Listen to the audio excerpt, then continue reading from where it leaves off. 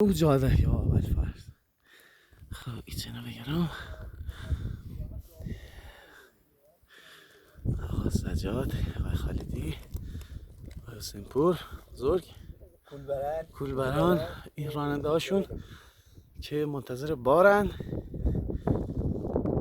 و بسیار بسیار کولبر. بدبخت بیچاره، بدبخت. مستند روسیا بیدیه خانه خالی هیچی نی. راه سخت و پدر مادر با هم درار. این جاده اولی و این هم جاده دومی که اینقدر سخته که هیچ کولبری نیست. جاده دومی. بله آقای خالدی هم قیام کرد. داشت سجاد، آقای حسین پور